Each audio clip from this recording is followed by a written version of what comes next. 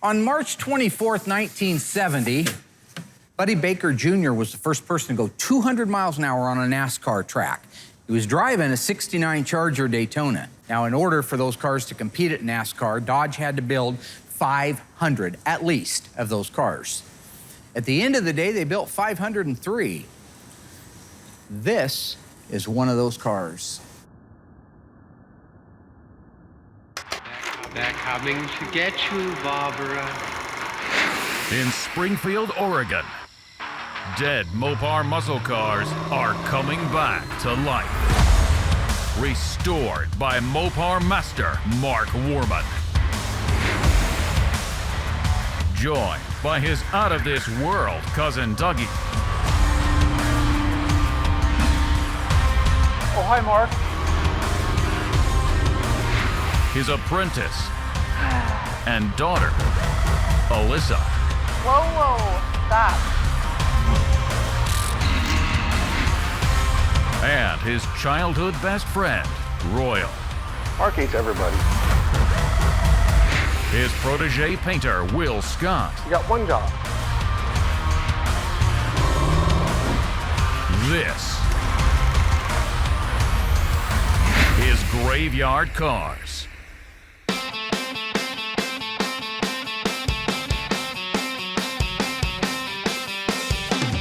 When you're talking the world of rare muscle cars, I don't care if it's a Ford, a Chevy, a Pontiac, a AMC, a Mopar, when you start getting under 1,000 versions of something built, you're talking about a very low demographic. In the case of the Daytona Charger, there were 503. Now, there is some report between 500 and 503, but the last I heard it was 503. Of those 503, remember the 440 Magnum was standard.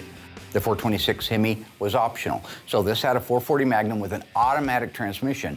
That meant there were 294 of these cars built. You know, when I first had the conversation with these folks about the car, I suspected, based on the photos and their description, that it was a fairly clean original car. That's unusual in the world of these Daytonas and Superbirds, the supercars. Usually people have been there before. They've already had their hands on it.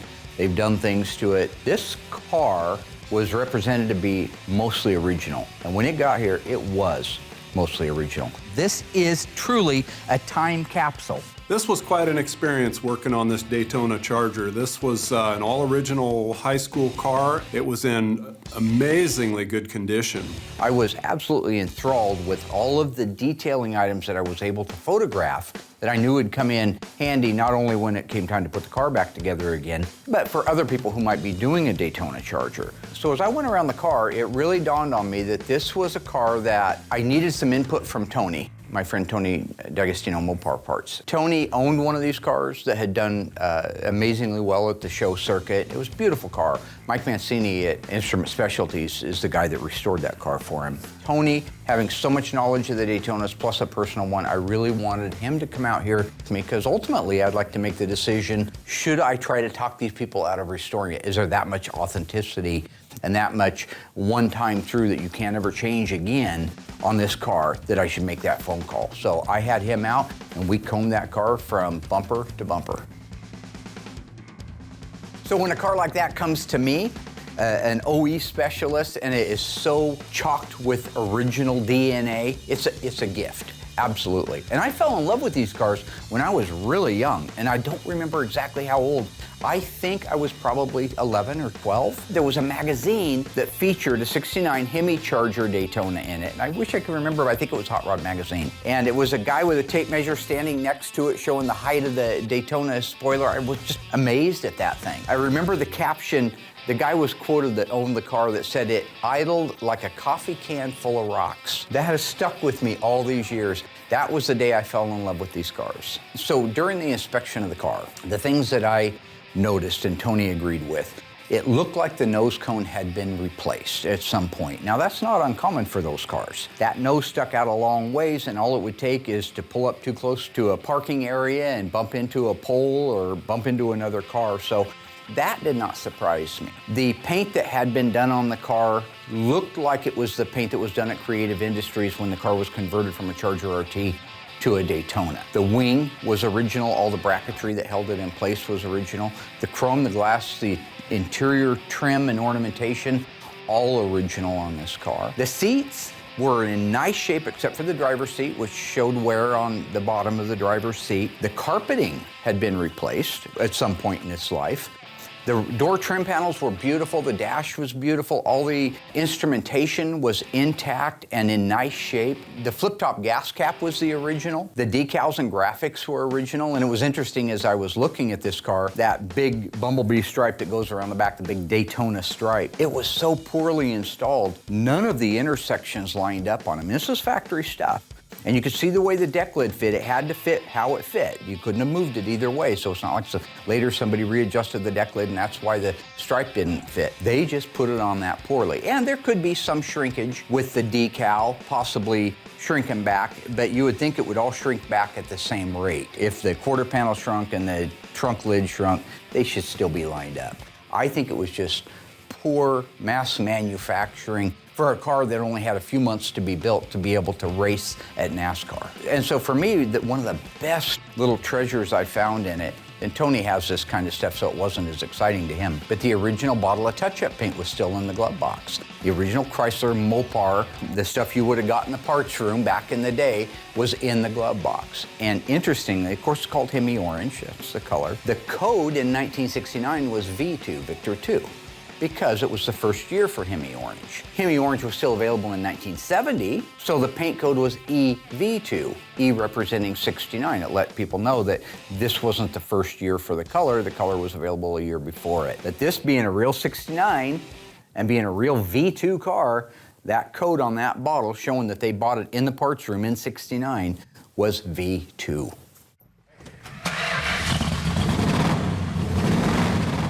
Another thing that for me was fun on the car from the time it got here was that it was a running, driving car.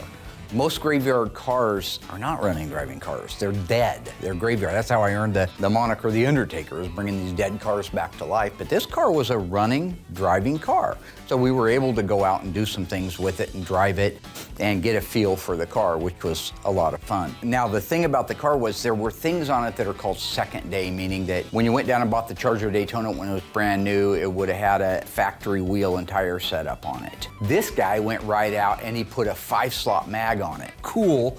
I think there were 15/8s in the back and 15/7s in the front. Great big wide meats. I think there were L60s in the back, bias ply tires.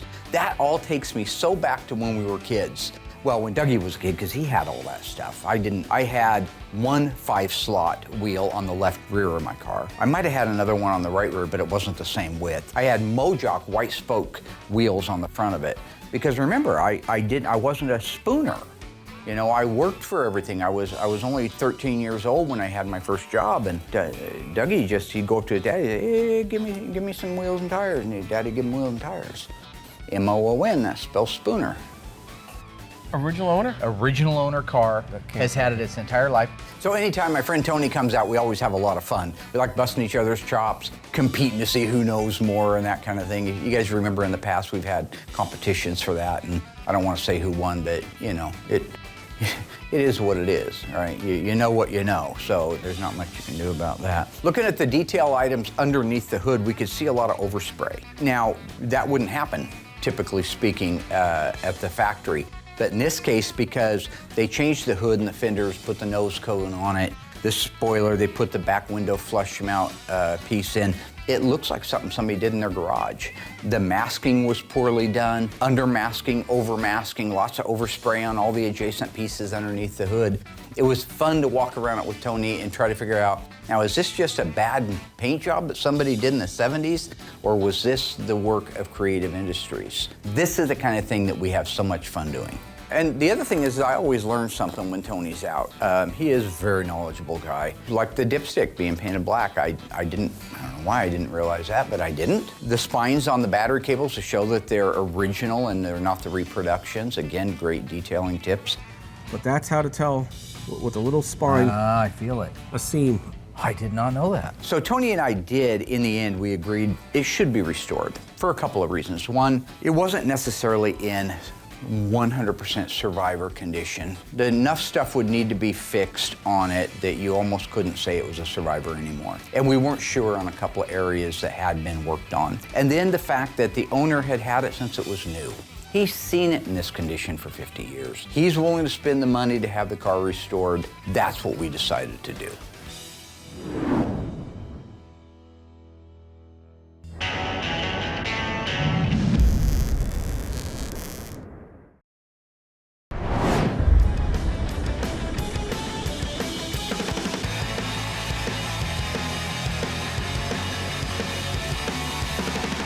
One really fun thing that we got to do with this car that I've never done before or since is we had a fan stop by who had just bought a Hellcat Challenger.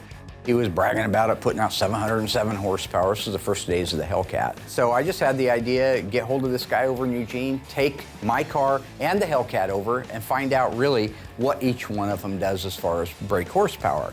The Daytona, and I remember, almost 4,000-pound car, it's got a 375 horsepower. That's how it's rated at the crankshaft, 375 horsepower. But how much does it put to the ground, especially now that it's older and now that it's worn out a little bit? So when we ran that car on the dyno, it put out 205 horsepower to the ground, I think at about 5,000 RPM. That's amazing considering, like today, I drive a Hellcat Red Eye Challenger that puts 797 horsepower to the ground. It's unbelievable the difference in technology. And that's a small block, by the way.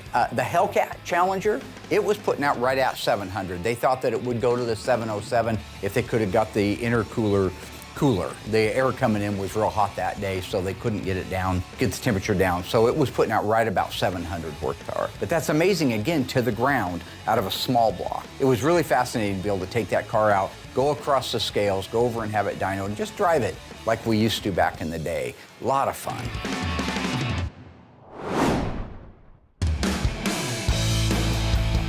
In the case of dismantling this Daytona Charger, it's just basically the same car as a Charger RT. We just wanted to spend a lot more time on documenting this as we took it apart. We want to save everything we can to keep this car original when we go back together. Really interesting to take this car apart and see how it was all put together. I've never pulled the nose cone off a Daytona, nor the wing. There were some surprises involved in all that. Look under your side. Oh yeah, what was going on in there? What is it? When Dave and I lifted the rear wing off this car, I was really impressed with the amount of corrosion that had dropped out of the top of the wing onto the fender. There was a big buildup. Looked like a mouse nest in there also, but electrolysis from the aluminum from sitting hot and cold weather all these years. Kind of interesting to see that under that wing because that's the first wing I've ever lifted off a Daytona Charger before. Upon removing the back seat, we did find half the broadcast sheet. Looks like the mice got the other half, unfortunately. This is what we call gold, Jerry. This is gold. Banya, Seinfeld. Mark says we might have another source for another broadcast sheet. Let's hope we find that one, and that'll give us a lot of clues to what we're doing with this car. I really loved working on the Daytona. It's a really awesome car. I loved seeing my dad do the documentation on it. I thought it was hilarious that he actually got out a couple of quarters and was checking the gaps. What I'm doing right now is using these quarters to establish scale, like how wide is the gap between the fender and the hood before we take it off. We'll never know that again. We'll never know it. I mean, it's a little bit crazy, but I love them. I have 2 quarters, and they are literally, I can't wedge them down in there. But I come to the front, and I can clearly put them both in there. So as I run it like this, I can feel it starting to get tighter and tighter, and right there is where it begins to sink in. It was fun to watch my dad nerd out, especially on the hoses. I actually used some of that information when we went to reassemble the car. Take a look at these vacuum lines. If you look, you can see ribs in there. It's smooth over here, but you have those ribs right across there. See the multi-ribs right through here? Now the backside again is smooth, but when you hold that out there, you go at a car show and you take a look, if it doesn't have those ribs in it, then it's a reproduction. Yeah, it went really smooth and amazing car. Really enjoyed working on this one.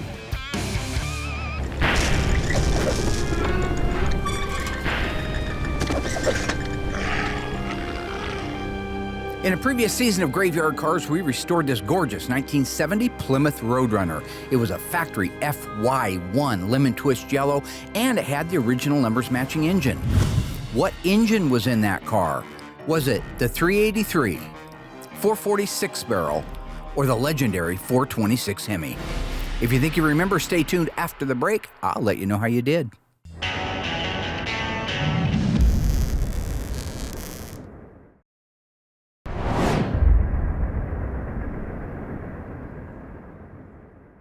Welcome back, ghouls. How'd you do on that one? What engine did our 1970 Plymouth Roadrunner have from the factory? If you said 426 Hemi, you were wrong. Absolutely not. That would be a pretty rare one right there. This car featured the 383 Roadrunner engine, unique to the Roadrunner. In addition to that, it had a pistol grip 4-speed shifter, hood pin tie-downs, dust trail stripe, and cold air induction hood in '96.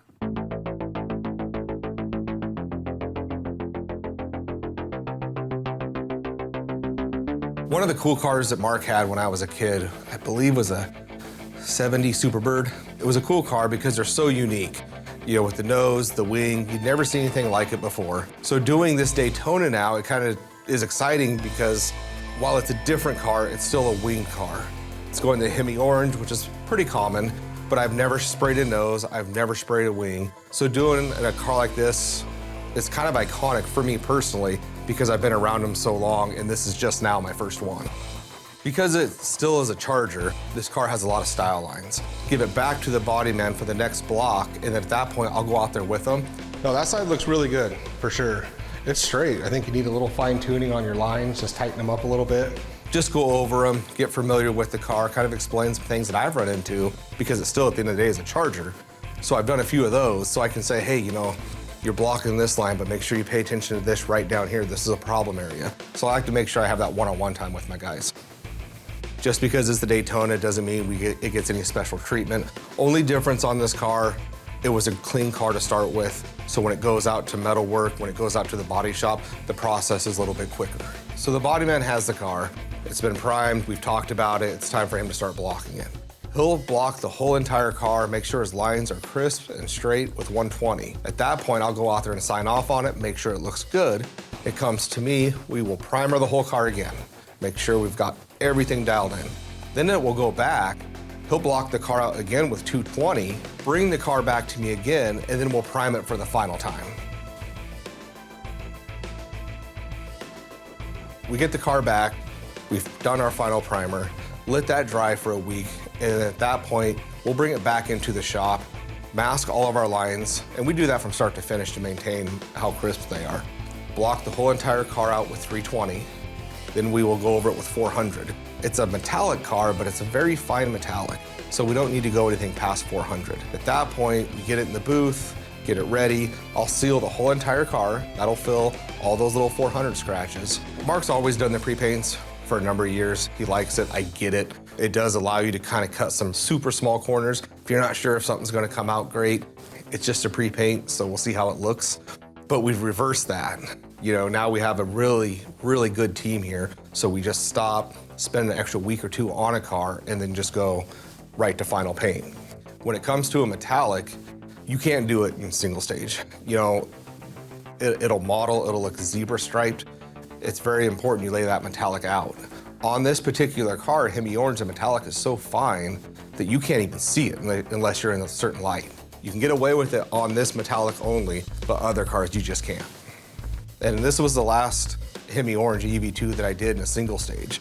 When Hemi Orange is a single stage, it's 3 coats and it's covered. And it's such a big car, by the time you get around the whole entire car, you're almost ready for your second coat. So doing this color in single stage, you can knock out a complete paint job in just an hour, 2 hours tops. Two-tones on some of these B-bodies are kind of tricky because they're a completely different color. Sometimes you have a formula, sometimes you don't. One of the great things about this company, we have 100 cars here.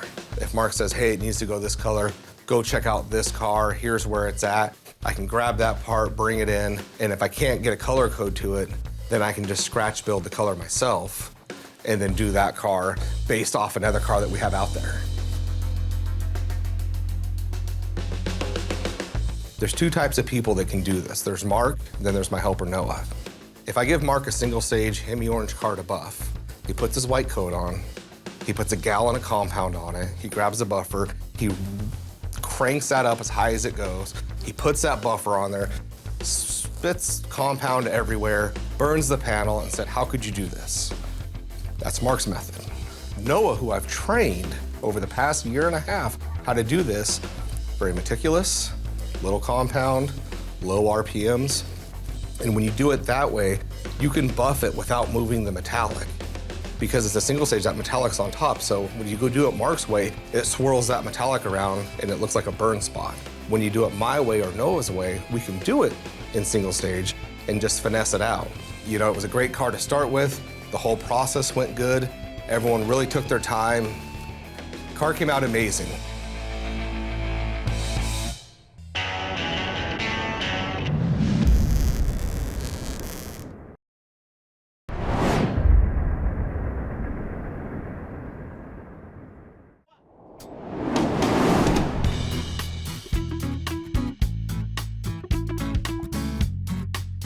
Once Will had the paint work done, we needed to be able to get it out and have the headliner put in it. To be able to have the headliner put in it, it's got to be a mobile vehicle. So we put the drivetrain in it. I rounded up all my favorite guys to work with, and we put the 440, the automatic, and the 8 3/4 rear end in it. A hair back to the driver's side. Yours or ours? Which driver's side? The real driver's side this time. Okay. So in the case of the deep dish aluminum wheels that were on this car, Mark had those on his Charger back in the day too. I preferred the appliance steel 5-spoke wheels myself. Yeah, I had 5-slot mags, like I mentioned. I don't think they all matched. I think I had 8-inch in the back, 15x8s, and maybe, well, in the front I had white Mojoc wheels off of a wagon train or something, or off a Jeep.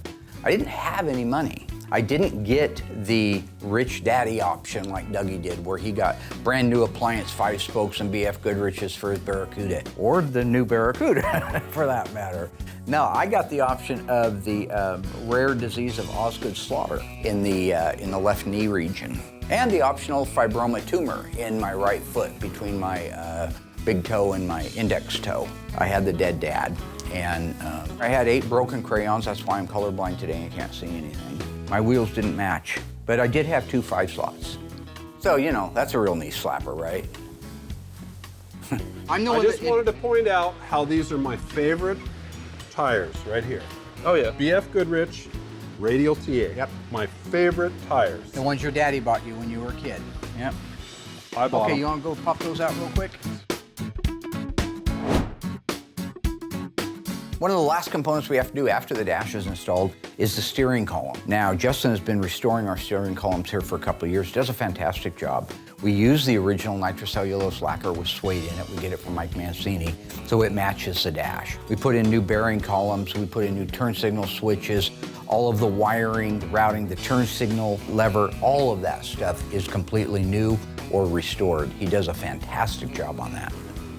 My dad has me running around and doing a lot of different things around here, but I totally don't mind.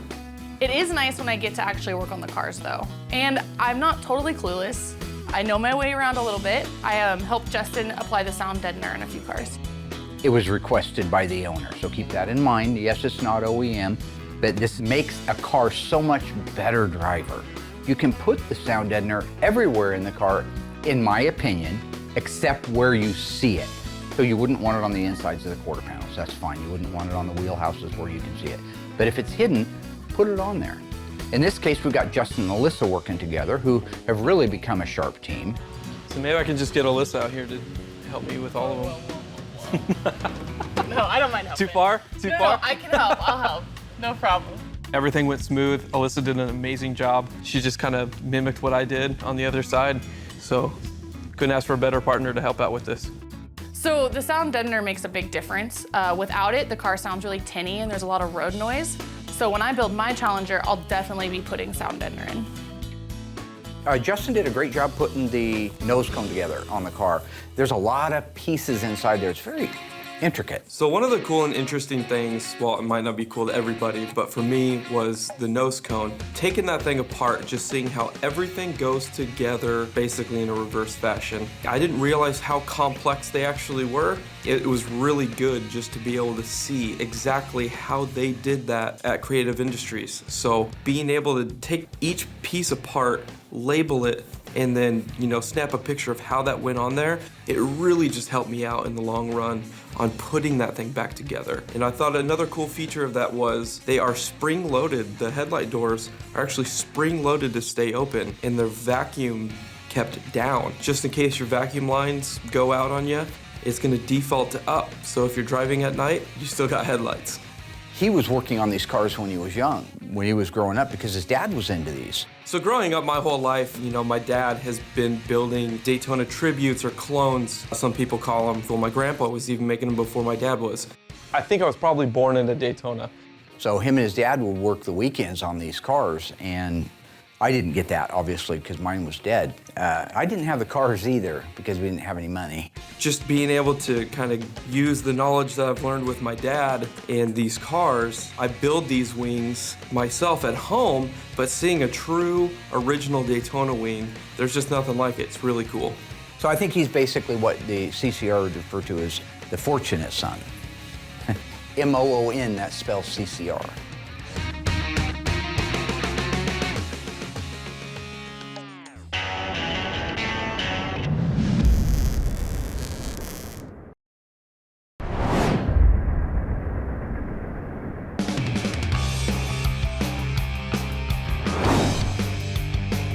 You know, one thing I just want to take a minute and mention is how much I've enjoyed working with Alyssa from the time we started the show almost 10 years ago to now, because she's really evolved.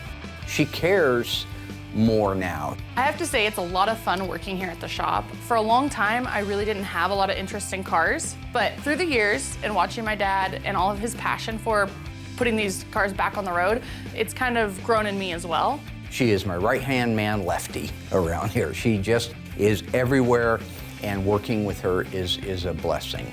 And even though it gets really stressful working here every single day, there's so much at stake, I wouldn't change it. And she just had her third little girl, little Topaz. I love her, she's adorable. Her name is Topaz. Mark, it's actually Capri. Yeah, it's Capri, it's whatever. It's a Mercury product. I tried to talk her out of that. It didn't make any sense. There's a beautiful little child, and you rock it in your arms. Oh gosh, beautiful, look at those eyes, look at the, what are we gonna call it? How about Capri? You know? M-O-O-N spells Capri, I guess.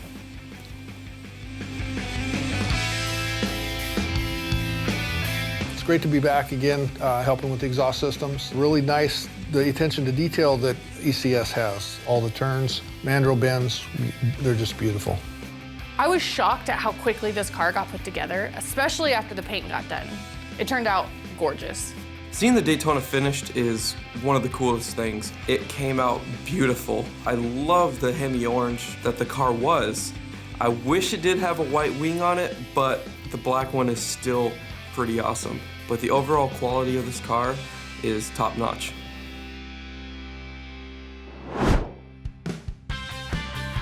This car came out fantastic. One of my favorite parts of any build is when I get to go drive it. Get out there and put the pedal to the metal. Drop the hammer on that thing. It is so much fun. All right, everybody, doing a road test in our 69 Daytona. First time out. Feels good. Just got it aligned, so we know the alignment's set. Feels tight. These cars really are a unique time capsule. When you drive it down the road, you cannot help but get thumbs up and looks. I mean, it is a rare car, it's a big car, and it's in your face. So knowing that everything on this car is the way it's supposed to be, my best part of the job is picking up the phone and letting the owners know it is done, the original owners, very unusual, and they can come out and check it out.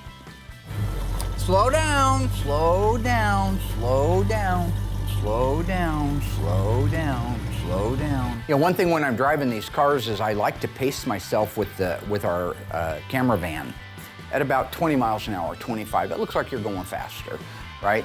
But we've got a new driver, a little tiny dancer. You remember him a few years ago, a little tiny guy, about 3 feet tall. He used to run our audio. Great guy, but he's a lunatic behind the steering wheel. He gets in there and he drops that hammer all the way to the floor, and he doesn't understand the concept. You cannot, it is not healthy or safe to film at 90, especially if the speed limit's 35.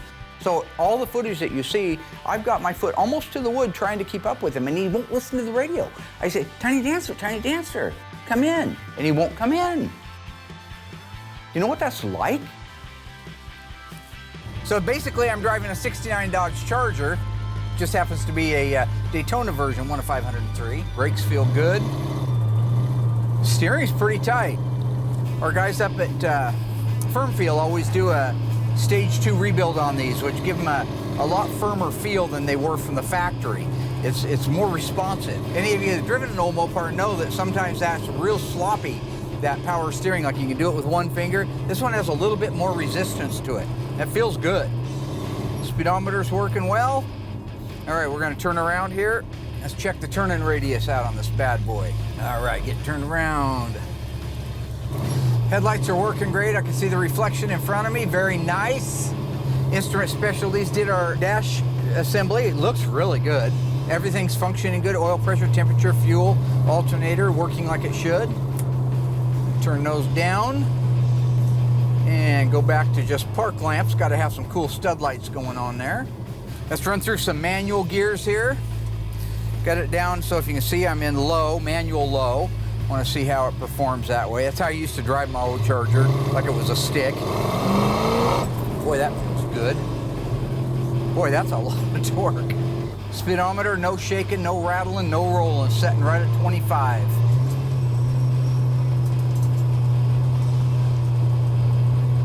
I like to think of myself as a friend first, boss probably second, and entertainer third. So that's David Brent from The Office, the actual funny one, the funny version that was done for 2 seasons plus a Christmas special with Richard Gervais. Got to make a little love to the camera once in a while. You know what I'm saying? There's second, nice shift. There's drive right there. That feels great. Man, this feels tight, feels good. I got no problem. Let's check that radio. I don't like the rock, but I'm digging steep shimmy. A Fords ain't my bag, I'd rather drive a Hemi. Rolling through the gears, don't give me none your lip. My favorite kind of shifter is a pistol grip. Turn my headphones up, man. Nah, I'm serious, I can't hear out this headphone. Go ties off with sissies. Like Cousin Eddie, real nice.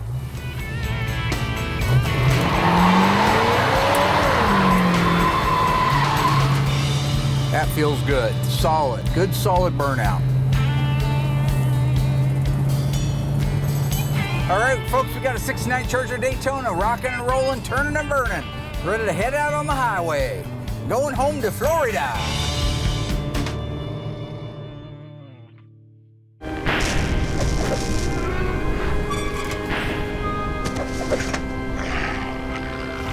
In a previous season of Graveyard Cars, we restored this stunning, adorable 1970 Barracuda convertible. True or false, the factory engine was a 318. If you think you remember, stay tuned after the break. I'll let you know how you did.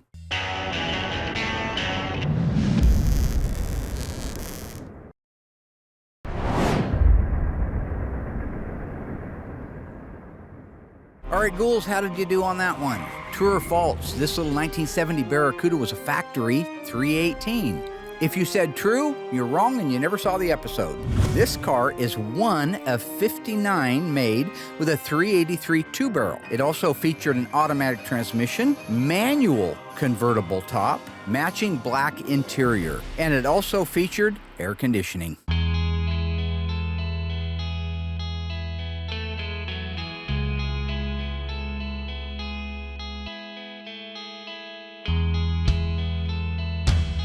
Once I got back from the road test, the first thing I did was went in and called the owners. They're down in Florida, let them know it is done, you are green light to go. They were booked on the next airplane out here. I have been waiting forever to hear the entire story of this car and how it got into their family and how it spent 50 years in the family. Again, one of the best parts of my job. My name is Michael Walton.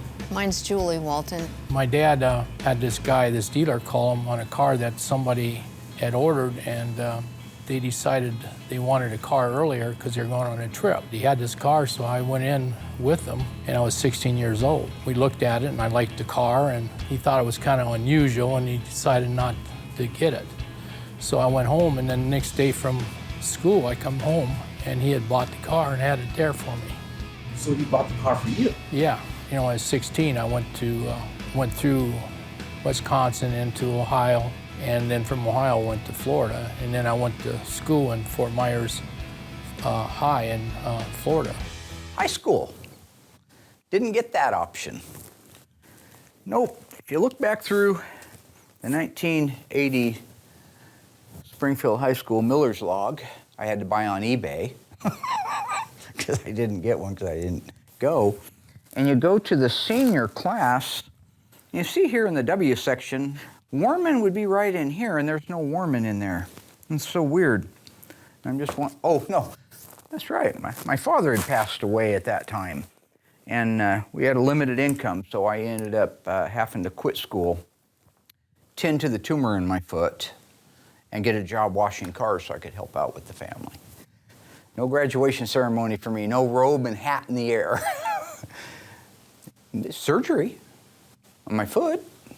Touch and go, almost had to amputate it. They thought it was cancer. It turned out it was benign. Thank you, Lord, Mom, for praying. So, those are my golden years. Well, I was 17 when we started dating, and we eventually then went and run off and got married in the car. We went to South Dakota. Huh. My first girlfriend stabbed me in the back. On the way to South Dakota, had an affair with a guy in Washington, big corn-fed, backwoods-ass Sasquatch-looking thing.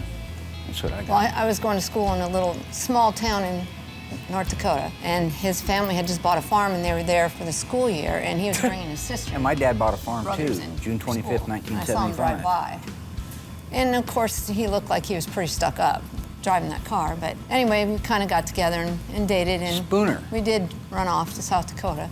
So on the way down, he's driving through a little town, sees a carload of girls, and he starts waving at them. It's just a perfect little world, isn't it? No. Yes, he says this, but he keeps telling himself. His hands yeah, waving. he keeps telling him that himself that so to I make waved himself back. I saw those too. Yeah. Of course, the I funeral. knew I was in trouble once I seen. Ever been a pallbearer in your own dad's funeral? With this car, people would wave or recognize you, you know, and I'd always wave back, and you know, but it was. He's always liked the attention. It already drew attention. But that was in '72, and we're still married, going on 49 years. So, we watched the show, you know, and I knew he wanted the car redone, so it was a surprise for him. The only problem is we couldn't get the car without him. So Mark set it up where he called, and then surprised Mike on the phone, and told him we were redoing the car. Because Mike had to be the one to start the car to get it loaded. It was a surprise for him. I was happy because I knew that he would do a good job. I was surprised, yeah, and I was glad he was doing it. What is your fondest memory in the car, in general? I'd have to say when he first picked me up for our first date, he brought the car and went to a dance, didn't we? Yeah. School dance. Yeah, my first date, my brake pedal bounced off the floor of the car. Did a Brody in their front yard and ripped up the old lady's favorite flower. Sorry. We run back to get my mom's Impala, take her out on a date. In Florida. My mom had a Plymouth Superbird, a yellow one. My dad had got it was 1970. It was brand new from a dealer in Fargo, North Dakota. It had a 4-speed six-pack. I had an Impala. We had My that mom had an for Impala. years. And I tried to buy it. My dad ended up selling it to somebody. How do you try to buy a car at 16?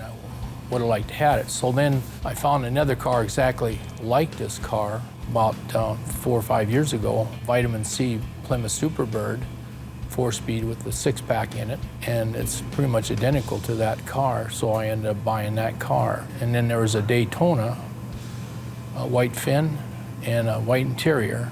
We first got married. We've seen this car used. It had like 3,200 miles on it. We had it for a little while, and then we started farming. We needed money for farming, so I sold it to my brother. A few years ago, I bought a car similar to that with a white fin, and it was red, Daytona. Anyway, I bought it for her, so. And then we have another red Superbird, Tor red, but it's kind of like a Hemi orange. So we got 2 Superbirds and these 2 Daytonas. We have 4 kids, and they all want this car. So we thought we bought 3 more, and we can just each have one, you know. So. I don't need that. Just all I do is think about driving into oncoming traffic. The more I hear, I'm just finished with that stuff. So you guys can finish up your little interviews and all your little happy crap and send it to the network. M-O-O-N, that spells cut.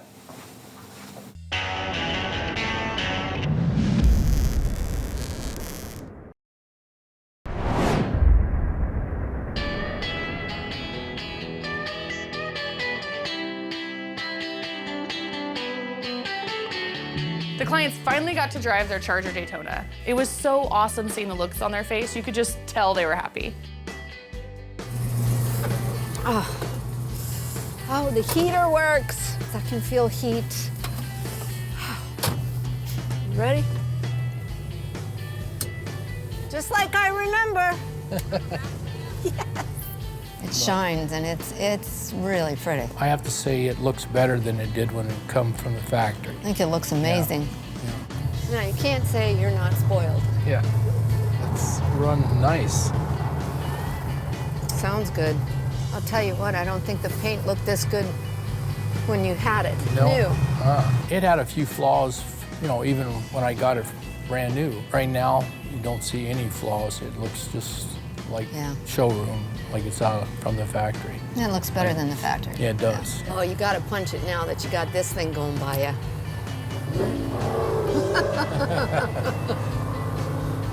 He's wanting to race. Yeah, he's wanting to race. I don't think it was worth keeping it as a survivor. The original engine had already been stolen, so.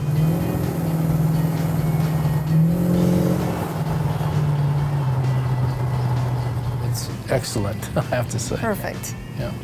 I don't want to take it too far. Oh, why not? You gotta test it out. Don't want to get it dirty. I don't want to get it dirty either. We're going to take it to some shows, and we're going to drive it, you know, a little bit. You know, not a lot, but we'll be able to drive it, you know. Show it off. Yep. It's a pretty car. Don't hit any rocks. We don't want to chip the paint. Well, you should be happy about this one.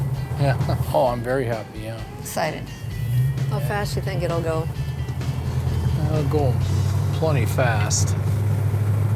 Well, you're not gonna take it up to 160 and blow it up again. No. Kind of blew it up a couple times racing. Yeah. So it did get put in the sheds. It was like when we were kids, you'd go out and you'd have Hemi-Cudas and Judges and all different kinds of cars, and you'd go out in the back roads in North Dakota, you know, you'd end up racing, and top end, it was pretty fast, yeah. I can't wait to get it home. From the start, working with Mark has been really good. Never had a problem. He's always been really, really good about getting it done. So can you two stand in front of the car and I get a picture? Absolutely. Yes. Do that. Yes. Great. Thank Got you. it. Yeah, you bet. You bet. Yeah. Yeah, thanks, Mark. Oh, man, Of course, absolutely. it's nice. I really appreciate all the hard work they've done and how nice it's turned out. We do. I'm Yep. real happy. I'd like to thank all of them Yes. for what they've done. It's exactly how I wanted it to turn out for him. It's quite the car. I can't believe his dad bought it for him. And it's just They did amazing. a really good job. Yes. Great place. Greatly appreciate it.